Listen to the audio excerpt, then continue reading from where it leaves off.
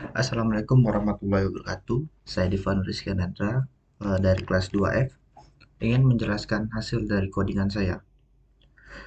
Pada yang pertama, saya menggunakan header string karena saya menggunakan data string.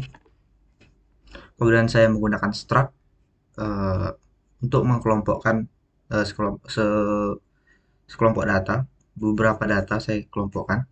Kemudian di situ ada eh, nilai nilai akhir. Nah, gimana sih cara menghitung nilai akhir? Cara menghitung nilai akhir yaitu 20% nilai kuis atau 0,2 kali nilai kuis, kemudian 30% dari nilai UTS atau 0,3 kali nilai UTS, kemudian ditambah 0,5 kali nilai UAS atau 50% kali 5 UAS. 0 atau 50% kali nilai UAS. Nah, kemudian bagaimana untuk nilai untuk tampilan akhir? Tampilan akhirnya seperti ini nanti. NIM, nama, nilai kuis, nilai UTS, nilai UAS, dan nilai akhir. Kemudian masuk ke isi dari codingannya. Pertama, mendeklarasikan data dari jumlah mahasiswa menggunakan tipe data integer. Kemudian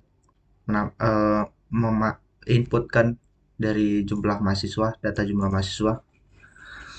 Kemudian dari jumlah yang dimasukkan ke jumlah dari array yang akan kita gunakan.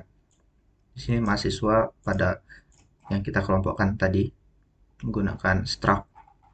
Nah, kemudian kita menggunakan perulangan for karena kita telah mengetahui kondisinya. Kemudian pada perulangan for ini kita memasukkan name, kemudian getLine. Nah, di sini saya ingin garis bawahi getLine. Di sini getLine. Kenapa getLine? Karena nama seseorang itu kadang lebih dari satu kata. Jadi, apabila lebih dari satu kata, dia menggunakan getLine. Nah, apabila dia satu kata, mungkin kita bisa menggunakan cin seperti ini. Karena apabila dia menggunakan spasi, maka kata yang di kanan akan ikut ke data yang di bawah. Data ini, misalnya kita menggunakan cin. Nah, kemudian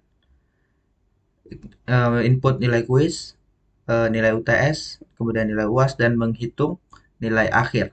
Setelah didapatkan semua ini, nilai UAS, nilai UTS, dan nilai kuis, nah kemudian dia menghitung nilai akhir. Setelah itu, kita menggunakan perulangan for untuk menampilkan hasil akhir. Nah, pada perulangan ini kita menggunakan cout mahasiswa ke I plus 1, kemudian tampilkan data mahasiswa. Nah, di sini menampilkan data mahasiswa seperti yang di atas ini.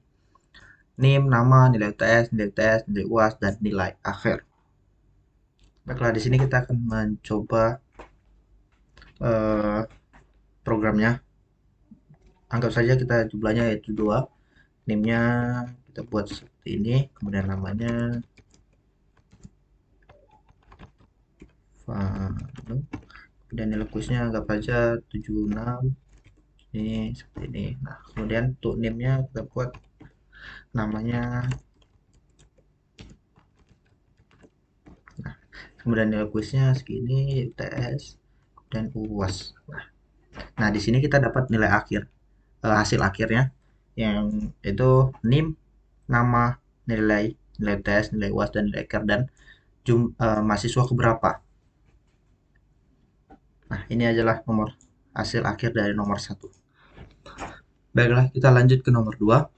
Eh, untuk soalnya yaitu buatlah program menggunakan lebih dari satu prosedur dengan menu pilihan sebagai berikut, yaitu menghitung gaji, booking kamar hotel, dan keluar. Untuk menghitung gaji, golongan 1 yaitu 2 juta, golongan 2 itu 3 juta, golongan 3 itu 4 juta. Kemudian ada tunjangan 50% dari gaji pokok apabila dia berumah tangga, kemudian apabila dia memiliki anak, maka 25% dari jumlah anak dikali 25% gaji pokok. Kemudian output yang diinginkan yaitu nama karyawan, status, tunjangan, dan total gaji. Kemudian untuk booking kamar hotel di single roomnya itu 650.000, kemudian double roomnya itu 900.000, kemudian deluxe room-nya itu 1.200.000, kemudian untuk suite room itu 1.500.000. Untuk petugas hotelnya menginputkan user menginputkan nama tamu, eh, nama tamu, eh, jenis kamarnya, kemudian lama menginapnya. Untuk outputnya yaitu jumlah biaya yang dibayarkan oleh tamu. Pada sini saya menggunakan dua function dan satu header, kemudian main. Nah, pada header saya memiliki dua fungsi yaitu booking kamar hotel dan hitung gaji. Kemudian kita mulai dari hitung gaji dulu. Pada hitung gaji saya mendeklarasikan data dulu. Kemudian saya menginputkan nama karyawan saya menggunakan getLine.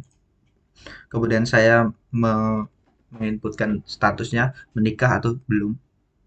Nah, pada jumlah anak, apabila statusnya menikah, maka dia akan menginputkan jumlah anak. Dia apabila belum, maka dia tidak menginputkan jumlah anak. Kemudian dia menginputkan golongan 1, 2, atau 3. Kemudian dia mendeklarasikan gaji pokok. Nah, di sini kalau golongan 1, maka gaji pokoknya 2 juta. Kalau golongan 2, dia gajinya 3 juta. Kemudian untuk golongan 3, dia gajinya 4 juta. Menggunakan if else, atau dia misalnya menginputkan 4, maka dia akan membuat outputnya yaitu golongan tidak valid. Kemudian untuk tunjangan rumah tangga saya menggunakan deklarasikan login, dan tunjangan anak juga login. Nah, apabila statusnya menikah, maka tunjangan rumah tangga dia 0,5 atau 50% kali gaji pokok. Kemudian untuk tunjangan anak sama dengan jumlah anak dikali 0,25 atau 25% dari gaji pokok kali gaji pokok. Kemudian untuk mencari total gaji, gaji pokok ditambah tunjangan rumah tangga ditambah tunjangan anak. Kemudian hasil akhirnya yaitu nama karyawan, status, tunjangan rumah tangga, tunjangan anak, dan total gaji. Untuk fungsi yang kedua yaitu booking kamar hotel. Di sini saya mendeklarasikan data dulu, nama tamu, jenis kamar, dan lama menginap. Kemudian saya menginputkan data, saya menggunakan getLine lagi karena dia nama. Kemudian jenis kamarnya 1, 2, 3, atau 4. Nah, kemudian saya menginputkan lama dia menginap berapa dalam malam, 1 malam, 2 malam, dan seterusnya.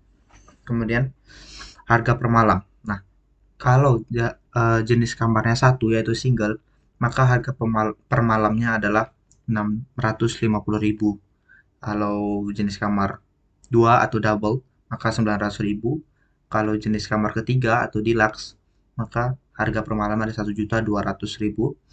Kalau jenis kamar keempat yaitu suite, harga per malam adalah 1.500.000. Apabila di sini diinputkan selain dari 1, 2, 3, 4, maka dia akan menampilkan jenis kamar tidak valid.